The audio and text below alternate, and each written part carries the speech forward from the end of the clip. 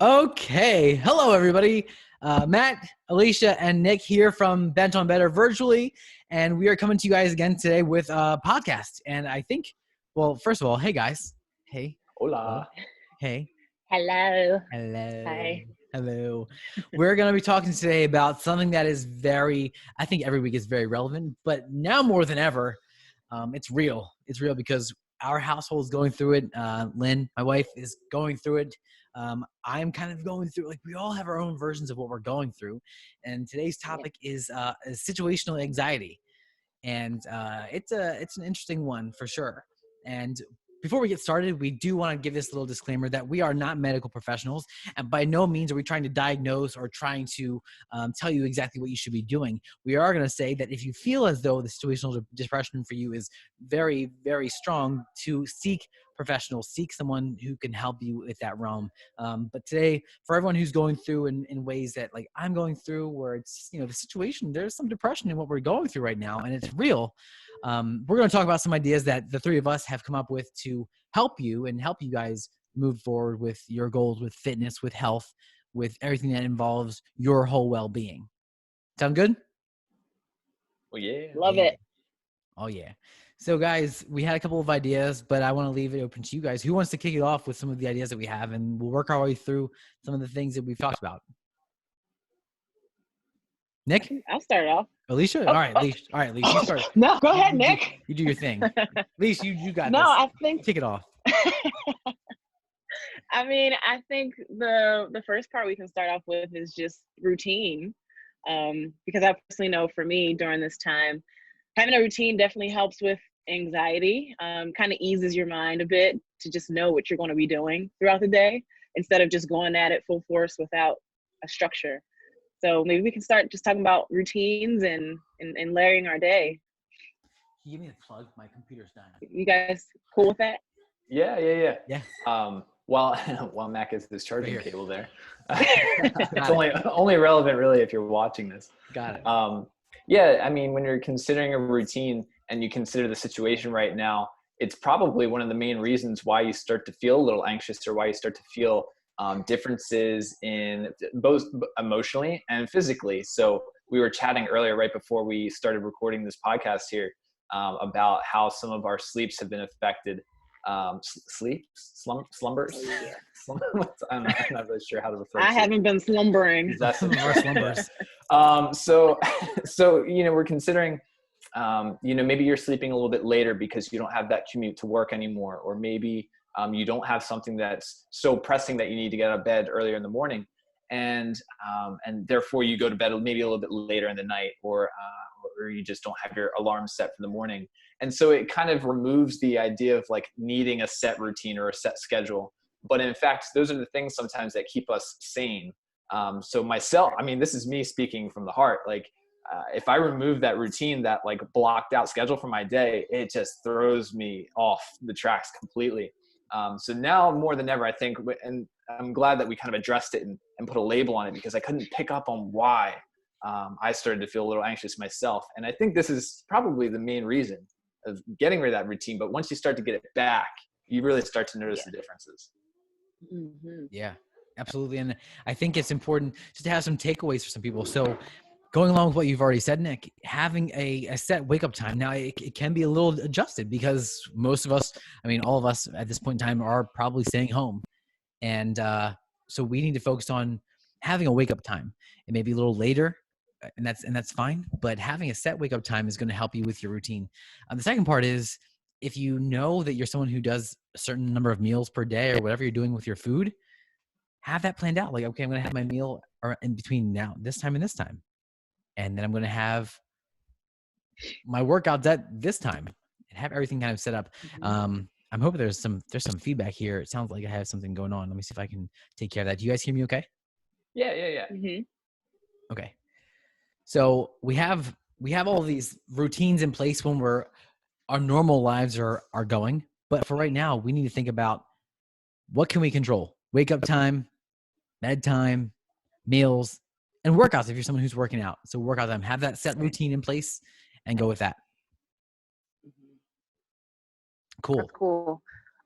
Yeah. Controlling what you can, I think that's something that's forgotten about right? We try and put all these things in here that we can't control, and then we get all upset. But start with what you can. Yeah, absolutely. So the next part, Nick, do you want to take number 2? Well, that depends. What's your number 2? My number 2 might be different than your number 2. Yeah, go ahead. You can go ahead and talk, and we'll see what comes up. Yeah. So if we're thinking on the same page here, we're talking about time management, and like, yes, that's very relevant.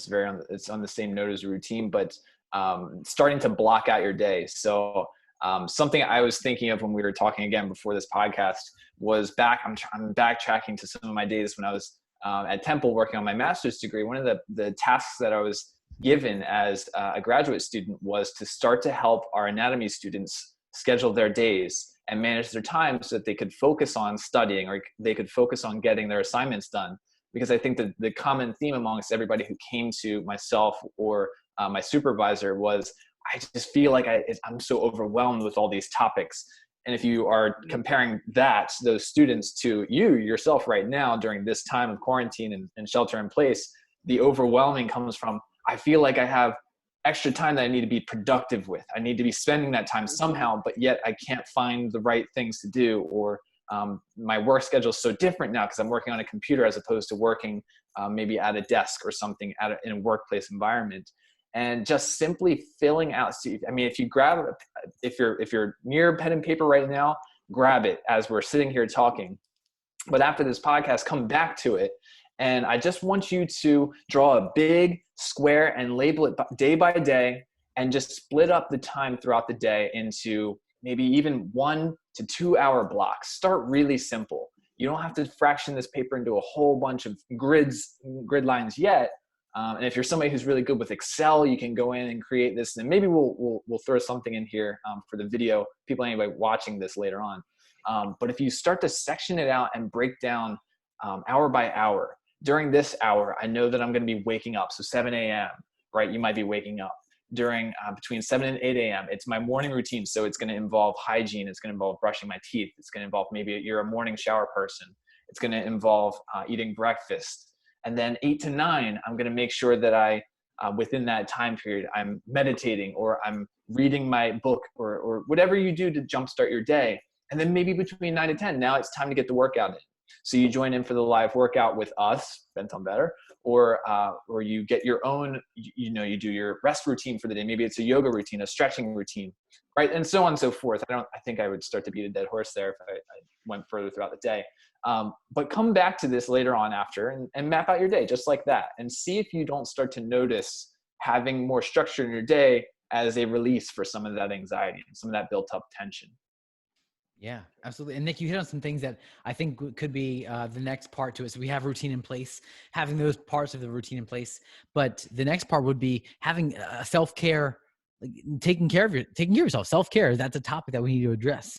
And we do that regularly, weekly, with our own training programs that we offer for our members. If you're listening in, we do those self-care parts. So that's like stretching or recovery, and things that are going to help with like rolling and mobility, and things that are like physical self-care in regard to like your fitness. But there's also the part of self-care where hygiene is a big part of it too.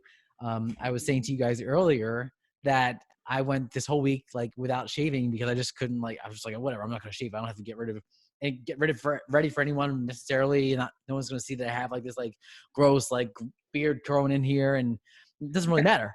But it does, because when I took that time yesterday to shave and to like lotion my skin, and to also I actually got like my own personal workout in yesterday that, again, I've guilty of it. I've fallen off. Other than doing our live workouts for the groups, I haven't been keeping up with my normal, like my own lifting program and routines that I've been so used to. And I think it's important to note that if you have been following a program, little like tangent here, but if you have been following a program and you've been developing strength and developing muscle over time, it takes a long time to get there, and it does not go away right away. So all of the progress that you've made up to this point, and all of the progress that you've seen, and the strength that you've built, is not going to go away like that. It's not going to go away in a couple of weeks, or in a few days, or a couple of weeks, or the month, whatever it is. It's going to take a little bit more time to get back to where you were, but it's not a matter of like hitting the reset button and starting all over again. So I want to make sure that we also keep keep on top of that self-care, because it's also the mental game too of like, okay, I'm doing all these things myself, but the mental game of it all is that mental self-care of like, look, I'm not going to move. I'm not going to change my entire life from this little time, Yeah. little segment in Yep. time. So, Yeah. Alysha, do you want to add in something, or do you want to go into the next part? I mean, I think both of you covered some great things there. That was a good little section. I don't even want to dampen anything on that. Well, let's go to the next part. What's the next one you have? So next one I have would be having a piece for accountability. Maybe you need some help staying on track or staying on that schedule. Maybe having a coach, if you have a coach, or someone that you can call and maybe let them know, hey, I'm struggling a little bit. Could you maybe help me out with that? Maybe give me a text message at a time I know I'm supposed to be doing something, or a call, anything just to kind of kickstart me and keep me on track. Or maybe if you don't have a coach, but you have a friend or a buddy that you trust, a partner, someone that can hold you accountable, but you can also help them accountable. That can be really, really huge. And some people need that. Yeah, that's it. Accountability. Great piece, because I mean, for us as coaches, we have that. We do that for a living. Like our members, if anyone who is a member who's listening to this podcast right now or watching this, if you are someone who has been a regular person who shows up at a certain time and you haven't been showing up, we notice and we have called you out, and now it's up to you to get back to it and follow up with it and get back into that place of routine and self-care, and take us up on that offer of, hey, if you need some help, reach out. We're here to help. Yes, But also having the yes, accountability, yes. the buddy system works really well too. If you have You a know what's- friend. It's kind of fascinating too, the way that like the buddy system works. It's pretty contagious. So like if you are holding somebody accountable and they're reaching out to you every single day, like, oh man, like tell me I need to do my workout, or tell me I need to wake up before 7 a.m. in the morning, then once they start to do that to you, like they're also probably going to start doing it themselves. So it works. It's kind of like Smile, right? You smile, somebody else is probably going to smile. Yeah, Right. that's a good point.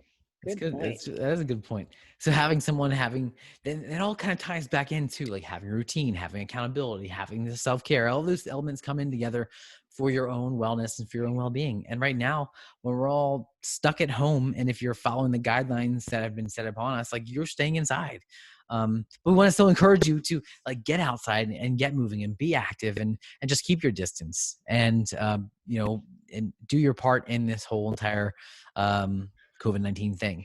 And I think the last piece that I do want to just like dabble into is don't forget, like how you're eating also gives you how you feel. So what you put in is what you get out. So I've been guilty of it. I got to tell you what, like since from January up until the quarantine was in place, I probably had a total of like 2 beers and I don't know, probably count on one hand glasses of wine that you could have. And this was like since like New Year up until then, maybe less than that, probably less than that. But just in this past 2 weeks, I've had like 3 beers, which is more than I've had in the past like 3 months. So it's like, why? I'm like, oh, I'm at home, I can just have a beer. Like, oh, go ahead. Like, don't forget to take care of yourself.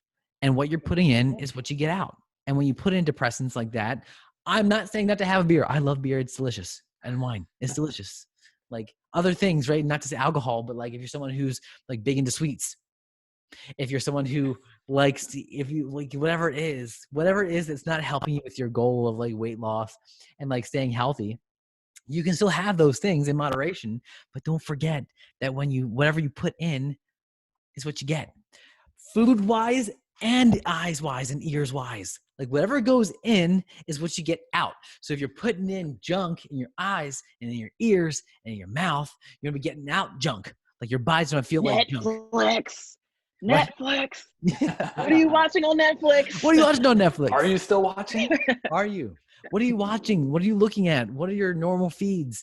Like this is a unicorn, but I think this is important. The unicorn piece of this is what you put in is what you get out, no matter what. When we're talking about nutrition, when we're talking about fitness, when we're talking about life, when we're talking about everything.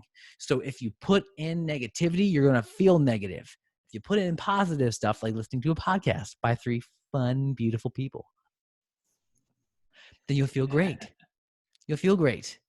Feel great, look great, move well, feel better, all that good stuff. It's going to come to you. But you have to put in good to get out the good. Okay? Cool. Boy, that's a Love really it. good spot to wrap up. So guys, Yeah. finishing thoughts, anything else you want to add to it before we say goodbye? Nah, man. Nope. You stole it. You stole my thoughts. Well, How dare you? well, thank you everybody for joining us today on another Bent on Better podcast. We love having you. I hope to see you guys again next time. Nick, Alysha, say goodbyes. Goodbye. Bye. Goodbye, everybody. Ciao. We'll see you next time.